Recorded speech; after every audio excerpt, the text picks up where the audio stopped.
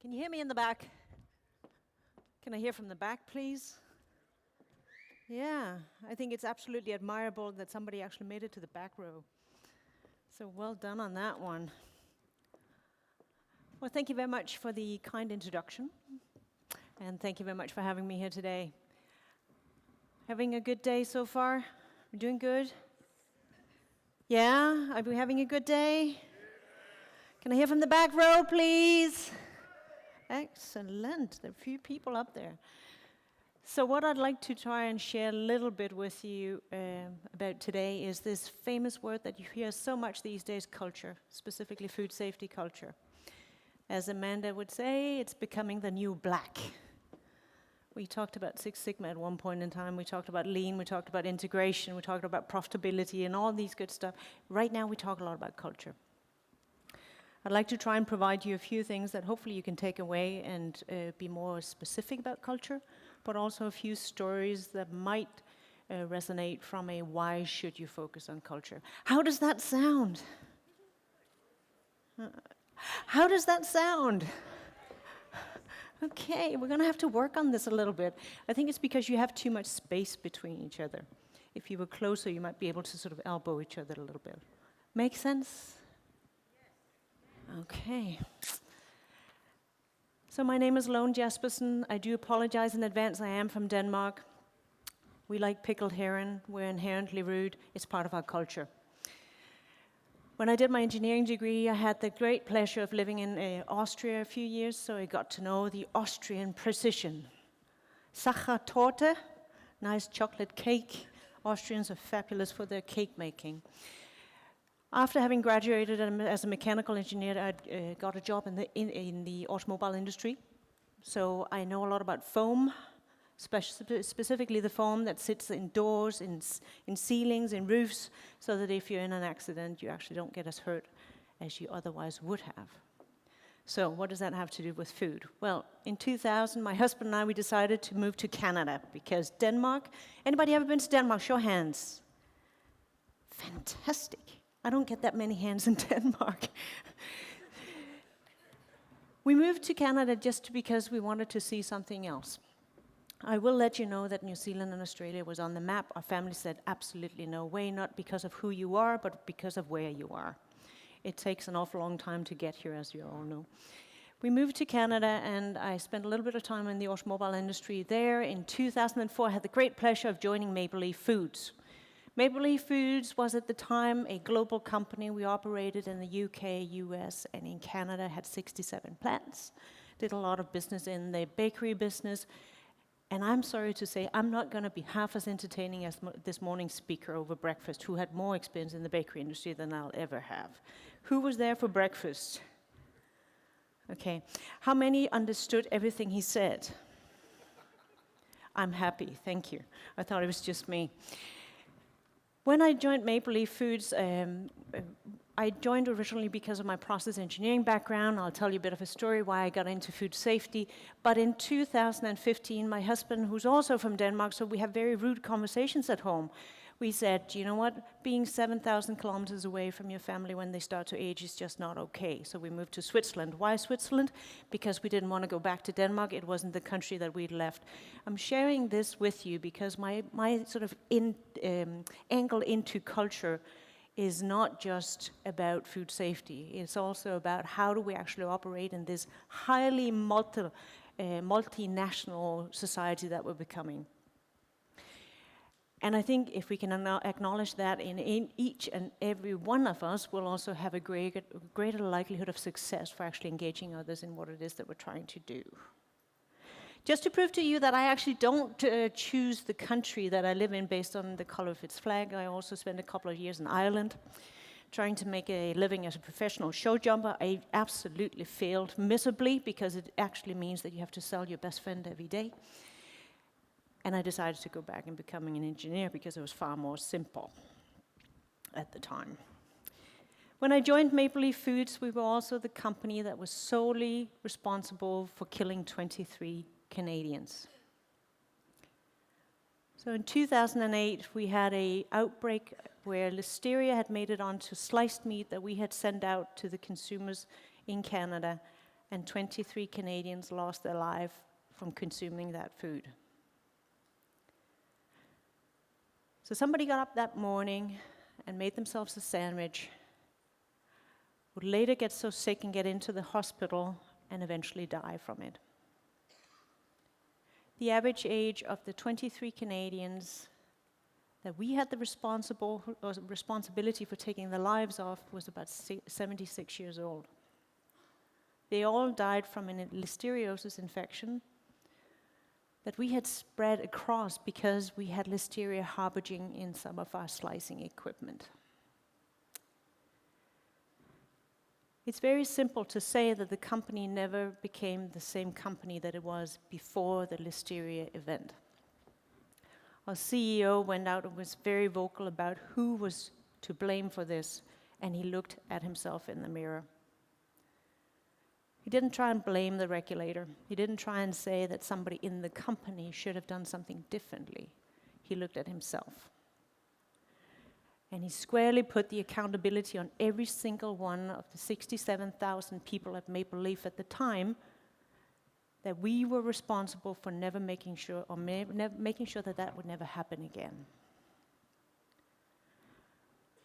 When this happened to us in 2008, I was asked to start working on our food safety strategy as part of my Six Sigma responsibility in the company with our newly hired food safety officer.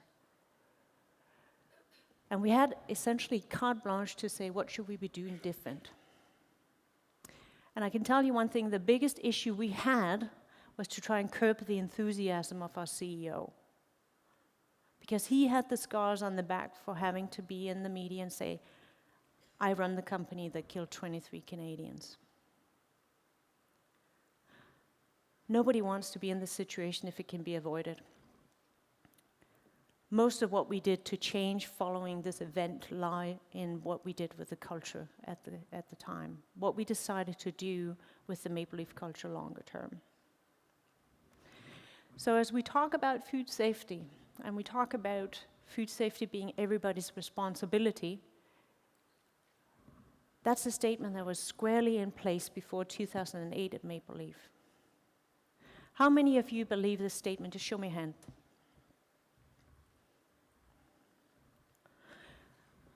My personal perspective and my philosophy and how I drive my business today is that I put a big fat square over this sentence. I'm really apologizing to all of you. I did say before I'm Danish, I'm inherently rude, but I actually do not believe in this sentence anymore. If anybody is in the food industry and still has to say to others, food safety is everybody's responsibility, it's like a doctor saying you're in your business to save lives. It's like saying Donald Trump has bad hair. Yeah, of course he does. Everybody knows that.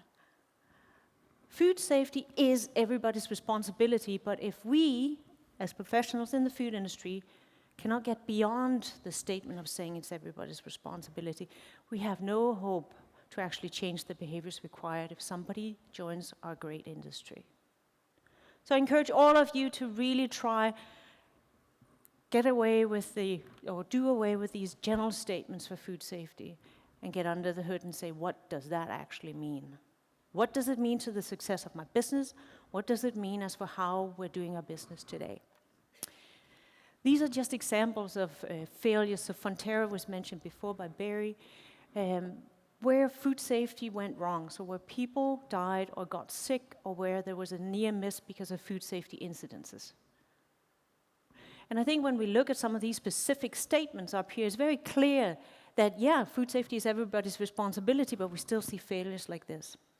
And these are the types of failures that we have to get in and correct to actually say that we're not going to put any of our consumers at harm's way. So if we look at under vision and mission, in this case, there was actually no evidence that the specific data around the environmental testing had been funneled up to the CEO in a format so that he could know what was going on and could take action if required. How many of your senior leaders, or if you are that senior leader in your company, see your environmental testing program? Show of hands, please. So I see a half hand down here, I think, sort of halfway. Yeah. So it's fair to say that if you are in the food industry and if you do test for various things for food safety, that your senior leaders need to know what the results are, need to know if we're doing good or we're doing bad. It's not about the food safety and quality people to own this.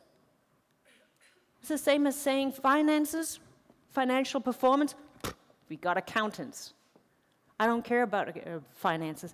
Everybody cares about finances. If you're in the food industry, everybody needs to care about food safety, and we need to do that by providing the information that's required.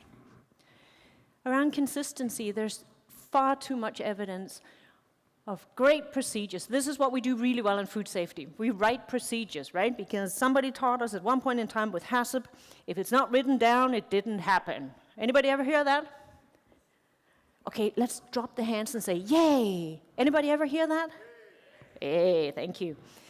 So if it's not written down, and it's great practice, it's a fantastic part of our culture around documenting. It's wonderful. Lots of things don't get documented that should have. Unfortunately, when I visit with companies, when I'm in plants, I also see a lot of procedures without coffee stains. Why is that an issue? It's an issue because if there's no coffee stains, if there's no bent corners, if there's no strike through with one pen color and then the next, is it likely that the documents make a difference? Or is it an indicator of that we have a great written program in place, but it doesn't actually make a difference? People systems, silos. This is one thing that goes, when I look at recalls, so this is very in hindsight, looking at recalls, there's lots of silos.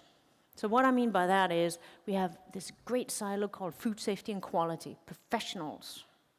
We're food safety professionals, we know HACCP, we know what to do, we know the hazards and risks that are associated with our specific programs and products, and we execute to it. Then we have this other silo called manufacturing or processing or packaging, who are really good at what they do. They can turn raw material into the product in record time, minimum waste. They're really good at it. In between, we have this lobby of a ball going back and forth where sometimes we take responsibility for food safety, sometimes we don't. We operate in these silos without thinking about what I lob over that fence if somebody's actually catching it, or more importantly, understanding why it's really important what they catch. So silos were really found in a lot of these recalls to be part of the root cause. Adaptability.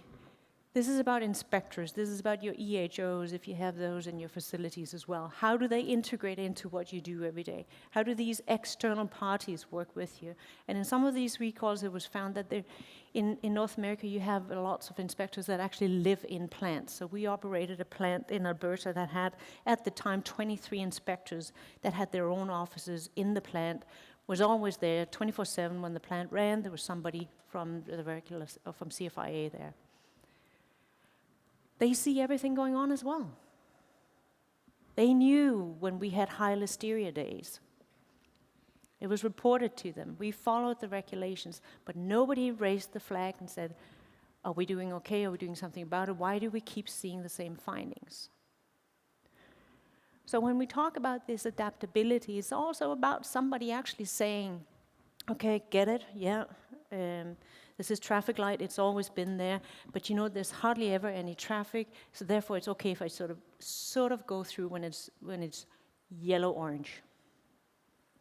I make the assumption that it's safe. These inspectors and these plants also made assumptions around what was safe, and they did that every day. Adaptability is around challenging those assumptions. And best of all, do that before something actually happens. Risks, there were some high days in all of these plants. So high days is where there's microbiological findings, and there's supposed to be some actions taken. Actions were taken because everybody was in conformance with regulations, but there was very little use of trending of data. So I don't know about you, but if you're training for something, if you're training for a marathon, if you're trying to ride 200K bike ride, it's really important that you train for it. And some of us are motivated by the fact that we can actually write down a little number. How many in here have a Fitbit or some kind of personal device that gives you feedback? Go, yay! Can we have that again? Yeah. Does it work for you? No! Who was that?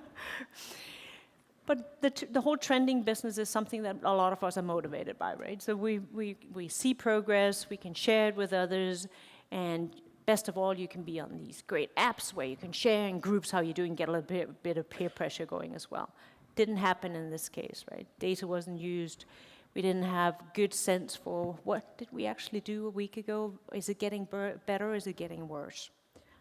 So all of these are failures that were caused by something in the cultures in these organizations. So if we look at what to do with that, I'd like to just share these 6 different areas with you and a few examples. Was it tea break before this one? Do we need a little stretch? Are we good? Oh, I see nodding heads. Let's stand up, everybody. Come on, stand up. Yay, back row as well. I can see you despite you being in the darkness. Everybody stand up. Yeah, come on, come on. Okay, maybe we sort of reach for the sky. Come on, reach for the stretched goals. Oh, it's hard to get up there. How about getting in the weeds? Yeah? All of us still get there? Somebody taking the chance to sit down. Maybe say hi to your neighbor. Huh? We're not done yet? Hi. Hey. Should we say hi to the other neighbor? Yay! Hi! Good stuff. Excellent. It must have been a good reception last night. Yeah? Okay, have a seat. Transforming culture requires a plan. Transforming culture is not free. So I work with a lot of clients who ultimately think that it's about recycling what they already do into something different. It's not. It does cost something, and you need a plan.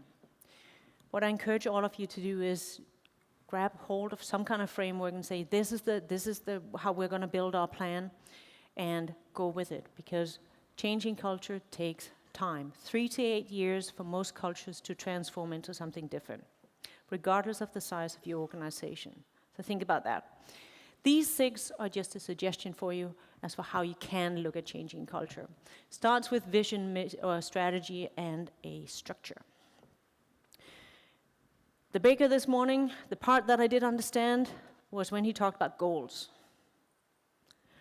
What's the vision of your organization? How have you incorporated food safety into that? We went ahead in Maple Leaf and said, we want to sell products that are made in a safe, products that are safe, great tasting, made in a safe environment.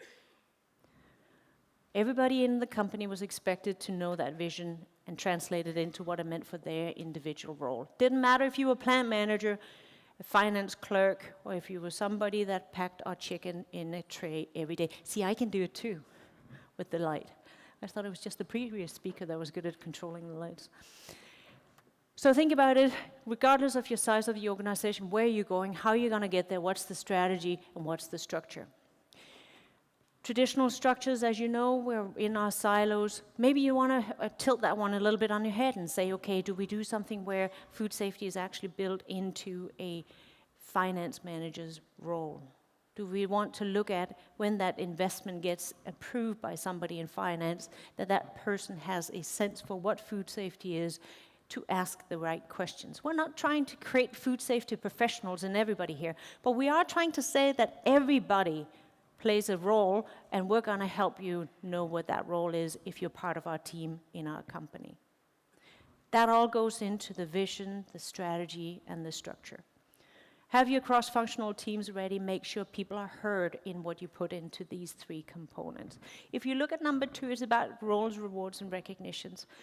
Rewards and recognitions, key to driving change as well, mostly from a sense of that if we contribute with something and are rewarded for it by those that we respect the most, that is one of the key behavior changes. A lot of companies fail on the rewards and recognition side, mostly because as human beings we're very, very good at, oh, I didn't even notice that the seats at the back had a different color. I see that now. Most of us are really good at saying that when something goes wrong, this is what we're going to do about it. We don't naturally gravitate to saying, I wonder if it's something about the way that, Most of us are not really very good at saying, this is what you did right, this is whoever controls the light switch, this is what you did wrong. We're very good at focusing on when things have to get corrected. One of a good mentor of mine a couple of years ago, he gave me this little tip because, again, so I come from a culture where praising somebody is not something that you do very often. It's just not part of who we are. It's alone, just grab a piece of paper, scrap piece of paper, put a little table on the back, and then put your key leaders down the one side, and then put across the top Monday to Friday, and then keep track of how many positive consequences you've managed with the individual, how many negative consequences you've managed. And it quickly gave me this nice little visual, you know. There's a reason why the early man had cave paintings, right? Pictures tell 1,000 words. And I saw this table starting to emerge in front of me. How I addressed issues with my leaders and my team at the time, mostly when something wasn't going right. From a psychology perspective, whether we like it or not, we actually are mostly motivated by a carrot, not by a stick. So I encourage all of you to think about that when you look at rewards and recognitions and how you, in your company, in your teams, how you manage that planfully. So not by reacting to it, but actually have a plan. Learning communication, I'll give an example in a second from now. Be planful about it. So learning is not about delivering training once a year. Learning is about those moments. Sorry, from here it's like a disco ball going off in front of me. Is it you with that iPad? See, yeah, it's his fault. It's about those learning moments that we have individually with somebody on the job. It's about being able to create those coaching and mentoring opportunities on the job as well. Change leadership, I'll give an example in a second as well as for what they do at Cargill. Don't know how many of you have ever really sort of gone into the depth around change leadership. But one of the things I find very fascinating is that change that impacts us significantly has the same psychological impact on us as if somebody takes away your food and drink. So this goes way back from when we used to hunt and gather as well. We actually react to very simple changes the same way. So our mind goes into this sense of flight. We want to try and survive, and therefore we resist with everything we have. Looks a little bit more sophisticated in most cases now than it did when we had a club in our hand, but it's the same mental reaction. So when you think about change and food safety, it could be that it's a person on the line who now needs to take the temperature of a chicken breast in a different way, or look at a head of letters in a different way. That's a change that's significant, that will create that kind of change or challenge for somebody. It's not about that there's a new CEO or that we purchased Marmite. That's not a change that somebody on the line that does the detailed actions and work every day is actually going to react to. It's those smaller changes where if you took Bob away, who was a colleague of mine, and we were next to each other on the line, that'll create that kind of reaction about threat, and I need to try and survive. The same as if you've just taken away my food and drink. So think about that when you're introducing changes in your organization as for, have we actually thought through how to prepare the individuals for these changes? Have we clearly explained to everybody why this is important? Do we actually listen when somebody says, I don't think this is going to work, I think this is why? Or is it mostly seen as just putting up barriers for change? When we talk about consistency, it has a lot to do, and from a cultural perspective, around how you use data. It has a lot to do about those coffee stains on the SOPs in production as well. Risks and hazards, have you gone beyond saying, yes, we're hazard certified and therefore we're good enough? No. A hazard analysis is something that lives and breathes every day. If you get a new supplier in, you have to be able to assess whether that brings in new risks for your organization. It's also fair to say that risks and hazards associated with any kind of equipment in any given facility is not best assessed by food safety and quality, who in most cases do not have that background, but is actually best assessed by those maintenance leaders, the sanitation crew who works with this every day. So are they actually in the hazard analysis when a new type of raw material comes in or a new piece of equipment needs to get installed? Are we doing good so far? Yes. Yeah, it's because of all the lights, right? It really helps sort of stimulate. I think that's what they're trying to do. This is a very simple way of leading change for any individual. And it works for you at home, it works for your animals, it works for your pets, your children, it works for husbands. It's about looking at this ABC model. Antecedents are all these great things that you require to change or to carry out some kind of behavior. So it could be training, learning, it could be a job description, it could be an artificial intelligence person that sits there and talks to you. It could be anything where you get the knowledge from to practice a certain behavior. Consequences are those kinds of feedback mechanisms you get, whether this behavior is working or not. Where do you think we spent the most effort or time, on the A's or the C's? Maybe show of hands or shout out A's if you believe A. Nobody believes A's. I see a very cautious hand down here, yeah? We've got one person believing in A's. Do we have anybody believing in C's? I see a lot of hands. I'm sorry. I think you lost. It is about the C's, right? It's basic. We change our behaviors because something happens when we do that. So I have a cat at home. It likes to scratch my sofa. And when it scratches my sofa, my husband, last time I said this, I got in trouble with the animal welfare people in the room, kicks it out. Next day, the cat comes up again, scratches the sofa again. He does the same thing, he kicks it out. What does the cat want? Attention could be one thing. What else? It wants to get out, right? Cat wants to get out. Cat knows, I scratch sofa, she yells, he kicks me out. I get what I want, right? I'm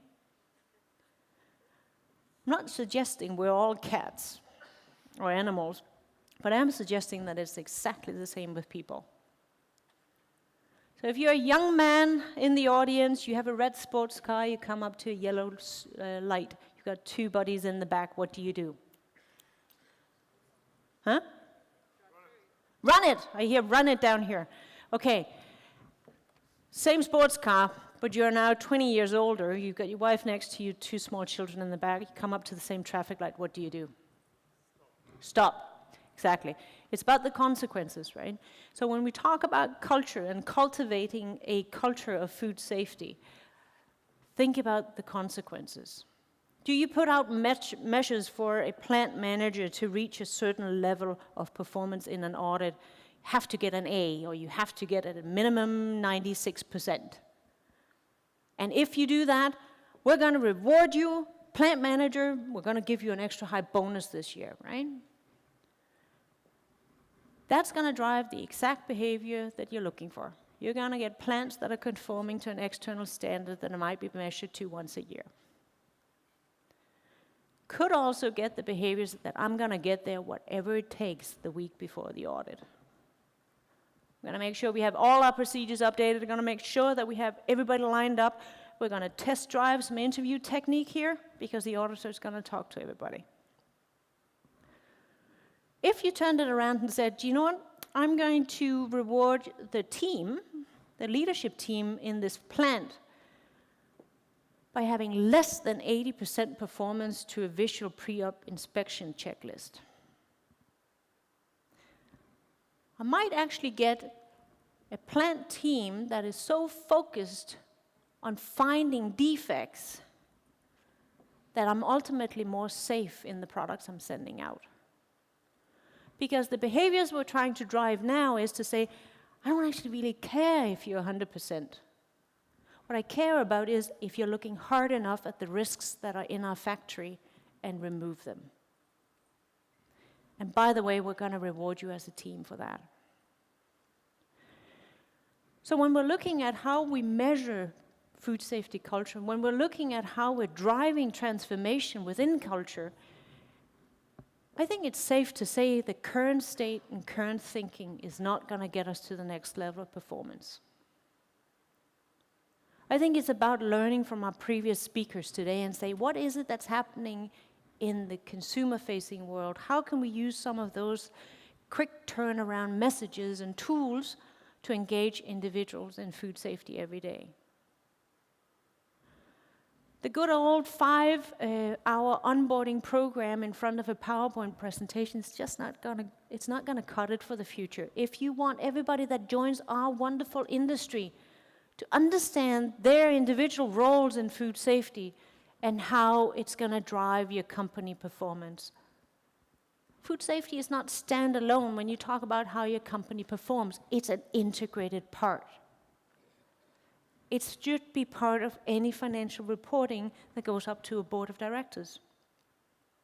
It should be something that's spoken about by the CEO on at least a monthly basis. It should be something that's discussed with supervisors and the frontline staff on a daily basis. And it's not about adding on top of, it's about integrating into the other priorities of the plan. We're in the food industry, this is what we do. I'm going to skip ahead here because I got this stinky yellow eye over here from a time perspective, so bear with me. I'll come back to these in a later. This is how you can look at food safety as well. I'm going to make a shameless pitch here. We're going to have a presentation at 4:10 with a panel. We're going to talk more about food safety culture and other things in this neighborhood. One of the things I'll dive into in that presentation is a little bit around maturity. So when we measure in Cultivate, when we measure food safety culture, we talk about maturity a lot.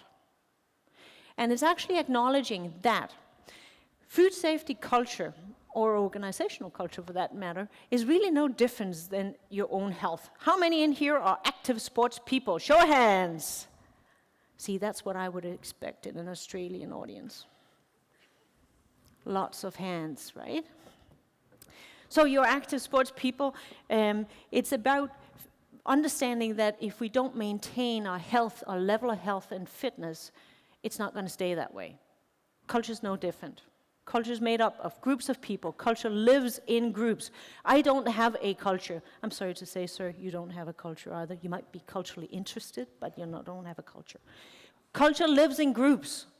So when we talk about maturity, it's about maturing cultures in groups, and therefore it's about maintaining or sustaining a certain level of performance as well. So you have these 5 stages of maturity. In a state of doubt, low level of performance. So you're seeing sort of just creeping over the regulatory requirements. When you're in that particular state of maturity, there's a high level of defect at some point in time, because you have so much, you're so unaware of the actual risks that you're dealing with that there's likely going to happen something. I'm sorry to the gentleman in green who's yawning up there. I'm almost done, I promise. Number 2 here, we have all these blips. So now somebody is becoming aware of that food safety is important. We kick off a whole pile of projects. I love projects. I especially love those kinds of projects that have a sort of a solution and a receiver.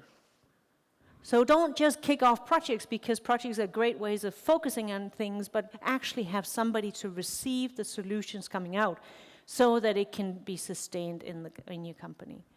So we see it a lot on waste reduction. So we have too much money going down the tube because we're wasting too much product as we're converting our raw material into the final product. So we kick off a waste reduction project. Waste is reduced. We take out a whole pile of waste, which can actually be done very, very quickly. But if there's no specifications that are updated, now I got the red stinky eye over here, then the likelihood that we can actually maintain that level of performance is very low. As we go into that middle stage 3 of maturity, now it becomes all about looking at standardizing, looking at maintaining our process performance, making sure that everybody in the job description has some kind of what does food safety mean for your role specifically? Because there's churn in all roles. Nobody stays in the jobs forever, at least very few people do. And therefore, when somebody new comes into the job, it's very clear what's expected of me. When we get into predict and internalized, then we get into those higher levels of performance, but it's also just how we do business around here. So new people are automatically onboarded into that we don't actually take any shortcuts when it comes to food safety. We don't accept anybody saying it's my responsibility. We expect everybody saying, I don't understand why it's my responsibility. Explain it to me, teach me, educate me. That's what happens when people get onboarded into the stages 4 and 5. The little dashed lines that you have is all about off-ramps. And that's because when we stop training and we're hoping to get that to that sort of 3-hour marathon, we haven't trained for 6 months, it's highly likely that we won't get there. So the off-ramps are awareness points where we're saying if we stop focusing on culture, we will also lose our performance. Make sense? Yeah? With that, Mary is a person that I got to know in Maple Leaf when I was there, who really taught me what it means when you have a food safety culture where the individual on the line helps protect the food. Mary was in a factory that I visited with my boss at the time. She was operating a slicing machine where sausage packing machine. She put a label inside a pack, and the label touched the product. My boss, who was new to the company, walked up and he grabbed one of the labels because he wanted to see what was on it, put it back in the stacker, and it was now going to go into a pack of sausages. We were walking on, Mary was at her station, and she charged after us. And she was looking at my boss, and she was angry, because he had just violated what was acceptable at her machine. And it wasn't because she knew the detailed, complicated food safety reasons for this. She knew this was not acceptable. She knew that she would be potentially sending out product that could make other people sick if somebody had touched what went inside the pack. She knew that in her role, and she let him have it. And he was the chief food safety officer in a company at the time. There was about $6 billion. And we had 67,000 employees, and she did not care. Anything we do when we talk about food safety, anything we do when we are in the food industry is about breeding Marys. It's about enabling Marys. It's about finding the Marys you already have and empowering them to create more Marys. Because none of us can look at everything that goes on in a company at any given time, nor should we. It's the Marys that actually makes us send out the safe product every day. With that, thank you very much, and I hope to see you at 4:10. Yes, thank you.